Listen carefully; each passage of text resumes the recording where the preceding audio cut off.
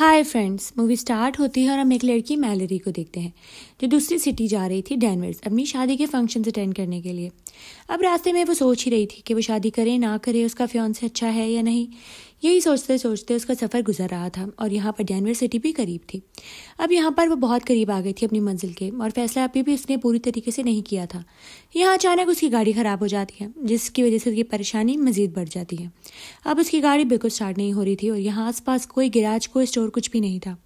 वो बाहर निकलती है और यहाँ नेटवर्क भी नहीं आ रहा था। अब वो बहुत अपसेट हो गई थी क्योंकि वो पहले ही देर हो गई थी और उसकी बहन उसका वहाँ पर इंतज़ार कर रही थी। अब यहाँ पर वो कुछ भी नहीं कर पा रही थी। वो गाड़ी का बम्पर खोलती है ताकि देख सके गाड़ी में क्या प्रॉब्लम है। अचानक यहाँ एक आदमी क्रिश्चियन आ जाता है। वो यहाँ से गुजर रहा था और वो कहता है कि मैं आपकी हेल्प कर देता हूँ, आपकी गाड़ी को ठीक कर सकता हूँ, मैं थोड़ा बहुत जानता हूँ मैं। अब यहाँ पर वो उसकी मदद लेती है और उसकी गाड़ी ठीक कर देता है। अब जैसे ही वो अपनी गाड़ी में बैठ के गाड़ी स्टार्ट करती है और आगे जाने लगती है, पीछे देखती है तो वो लड़का खड़ा था। उसको लगा कि शायद मुझे इसको लिफ्ट देनी चाहिए, उसने मेरी इतनी मदद की, ना पैसे लिए, और मैं उसको यहीं पर छोड़कर जा रही हूँ। अब वो गाड़ी रोकती है और उसको गाड़ी में बिठा लेती है। वो फ़ौरन गाड़ी में बैठ जाता है और यहाँ पर वो बहुत स्वीट एक्ट कर रहा था। उसको लग रहा था कि वो बहुत ही स्वीट इंसान है और वो बहुत अच्छी बातें कर रहा था जिससे वो भी सेटिस्फाई थी कि हाँ, बहुत अच्छा इंसान है जो मेरे साथ बैठा हुआ है। अब यहाँ पर ये लड़की जा ही रही थी तो अचानक से कृष्ण का एटीट्यूड बहुत चेंज हो जाता है। वो बहुत ही अजीबोगरीब सवाल करने लगता है जिससे वो लड़की बहुत परेशान और अपसेट हो जाती है। वो उसको कहती है अब तुम यहाँ उतर जाओ और यहाँ से आगे बढ़ जाना, मुझे अब बहुत ज़रूरी काम है, मुझे जाना होगा। अब वो यहाँ पर कहता है नहीं, अब तो मैं इस गाड़ी से नहीं उतरूँगा, तुम उतरना चाहो तो तुम उतर जाओ, अब तुम्हें मेरे साथ ही चलना होगा। और यहाँ पर वो उसके हाथ में नाइफ देखती है तो वो बहुत डर जाती है। अब उसे समझ आ गई थी कि इसे अपनी जान बचानी है तो उसको यहाँ पे प्ले अलॉन्ग करना ही होगा। वो गाड़ी स्टार्ट कर देती है और गाड़ी आगे बढ़ाती है, लेकिन अब वो बहुत नर्वस हो रही थी क्योंकि वो बहुत ही खतरनाक इंसान था।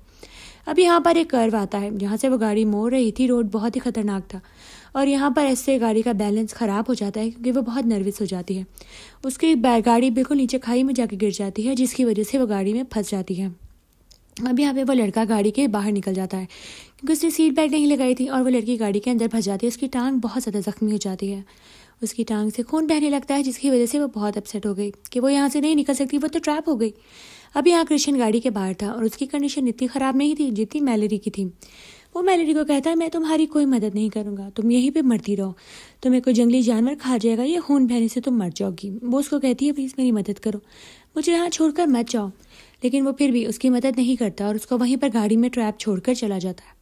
अब उसकी टांग बहुत बुरी तरीके से फंसी थी। उसने बहुत कोशिश की निकालने की, लेकिन वो गाड़ी से अपनी टांग नहीं निकलवा पाई। गाड़ी भी पूरी तरीके से फंस चुकी थी, दरवाज़ा भी नहीं खुल पा रहा था। अब उसके पास कोई चारा नहीं था, उसका सांस फूल गया और वो बहुत थक गई। अब यहीं पर रात हो जाती है। अब वो थोड़ी हिम्मत करती है कि मुझे अपने आप को थोड़ा संभालना होगा। वो टॉर्च ऑन करती है और आसपास जो चीज़ें मौजूद हैं उनको देखने लगती है। गर्म कपड़े थे वो पहन लेती है और यहाँ पे एक लाइटर उसको मिलता है। जो जो चीज़ें उसको मिल रही थी उसको स्टार्ट करती है। गाड़ी स्टार्ट हो गई थी, हीटर ऑन करती है और सो जाती है। अचानक उसको जंगली जानवरों की आवाज़ों से आंख खुलती है और अब वो गाड़ी की हेडलाइट्स भी ऑन कर लेती है क्योंकि अभी गाड़ी में इतनी बैटरी थी, ये चीज़ें चल सकती थी। वो एक रात तो उसकी सुकून से गुजर गई, हेडलाइट्स ऑन करके हीटर चलाकर। अब सुबह जब वो उठती है उसके पास थोड़ा सा पानी ही था, बस वो पानी पी के गुजारा कर लेती है। अब यहाँ पर उसके पास और कोई मदद नहीं थी, कुछ खाने को भी नहीं था। अब वो कुछ समझ नहीं पा रही थी कि वो क्या करे। उसकी टांग भी नहीं निकल पा रही थी और यहाँ पर कोई भी नहीं था जो उसकी आवाज़ सुन पाता। बहुत देर आवाज़ें लगाने के बाद और बहुत देर तक देखने के बाद कोई भी वहाँ नहीं आया। अब वो समझ गई कि इस रोड पर मेरे अलावा और कोई भी नहीं आने वाला। यहाँ पर रात शाम होती है और कृष्ण आ जाता है। वो आकर उसको देखने लगता है कि तुम्हारी तो बहुत ही मिजरेबल हालत है, मुझे तो पास में एक कैबिन मिल गया था और मैं वहाँ पर जाके रहने लगा हूँ। वो फैमिली कोई रहती है वहाँ पर, अभी वहाँ पर कोई भी नहीं था, वो लोग कहीं गए हुए हैं और मैं उनके घर पे रहने लगा। यहाँ वो खाने पीने का सामान लाया था लेकिन अपने लिए, उस लड़की को कुछ भी नहीं देता। मैलरी की हालत वो देख चुका था कि आजकल में तो ये वैसे भी मर जाएगी, लेकिन वो यहाँ पर उसकी कोई मदद नहीं करता, उसको मरने के लिए छोड़कर फिर चला जाता है वापस।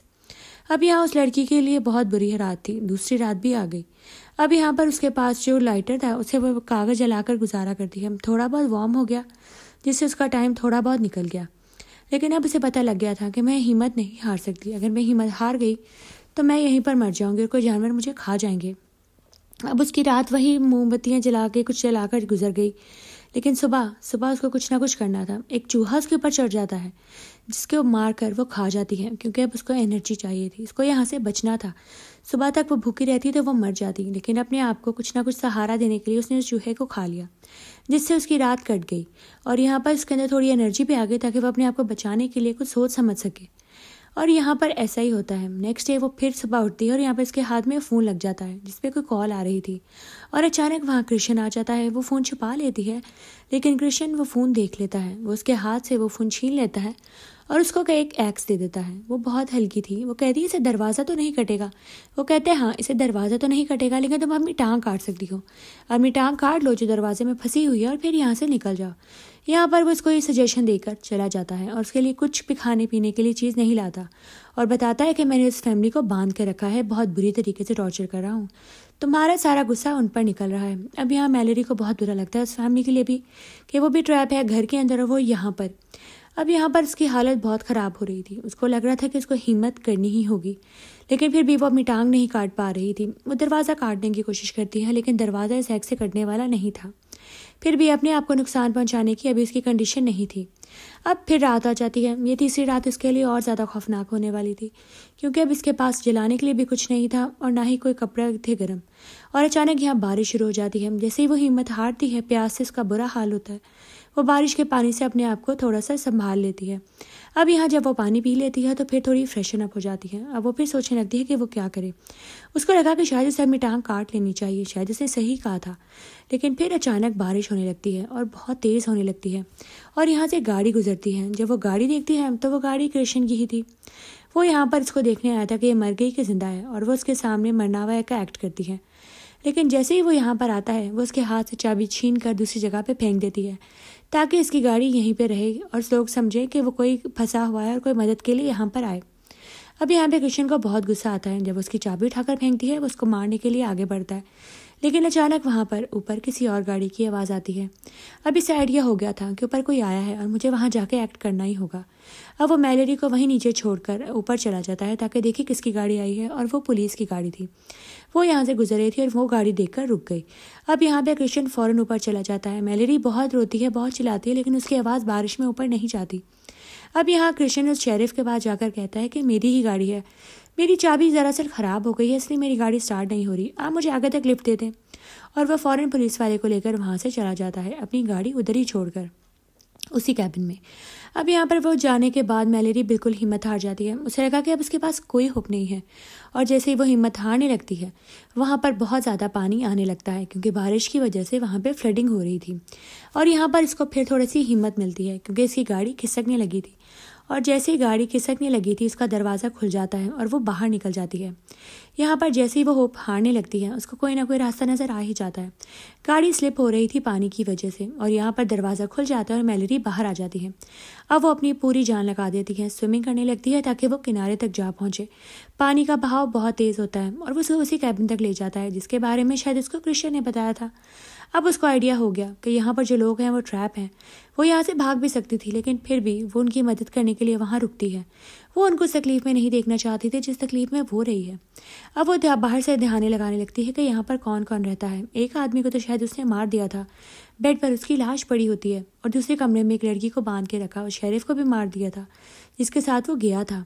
اب یہاں پر وہ اس لڑکی کو کہتی ہے تم خاموش رہو, میں تمہیں یہاں سے نکالوں گی, اور وہ لڑکی کو اشارہ کرتی ہے کہ چپ رہنا. اور وہاں اچانک کرشن آ جاتا ہے. لیکن یہاں پہ میلری نے ایک ہوشیاری کا کام کیا. اس نے اس شیرف کی گن اٹھا لی اور یہاں پر اس کو گن سے ڈرانے لگی. اس کو کہتی ہے اس لڑکی کو اور مجھے جانے دو ورنہ میں تمہارے پہ شوٹ کر دوں گی. اور یہاں پر وہ ہاتھا پائی شروع ہو جاتی ہے کیونکہ اس نے اتنی آرام سے ہاتھ نہیں مارنی تھی. اس کو تو پہلے ہی میلری پہ بہت غصہ تھا. اسی لڑائی کے دوران وہ کھڑکی سے نیچے گر کے انجرڈ ہو جاتا ہے اور اپنے ہی لگائے ہوئے ٹریپ میں پھنس جاتا ہے جو اس نے شاید میلری کے لیے لگایا تھا. اب یہاں اس کی ٹانگ بہت بری طریقے سے پھنس جاتی ہے اور یہاں اس کا نکلنے کا اور کوئی چارہ بھی نہیں تھا. میلری اور وہ لڑکی نیچے آتی ہے اور میلری اس کے پاس نائف پھینکتی ہے جیسے اس نے اس کے ساتھ کیا تھا کہ اب تمہارے پاس نکلنے کا صرف ایک چارہ ہے, اپنی ٹانگ کاٹ دو. اور یہاں وہ آدمی بہت تکلیف میں ہوتا ہے لیکن پھر بھی وہ اس کی مدد نہیں کرتی کیونکہ وہ اس طرح کی مدد ریزرو ہی نہیں کرتا تھا. میلری اس لڑکی کو لے کے وہاں سے چلی جاتی ہے اور یہ یہیں پہ تکلیف میں تڑپتا رہتا ہے جیسا کہ اس نے اس کے ساتھ کیا تھا. اس لیے دنیا بہت چھوٹی ہے, جو آپ برا کام کرتے ہیں وہ آپ کے آگے آتا ہے. جیسے اس نے اس لڑکی کے ساتھ کیا اب اس کے ساتھ ہو گیا, اور میلری یہاں سے اس لڑکی کے ساتھ نکل گئی اور یہیں پر مووی اینڈ ہو جاتی ہے. The end.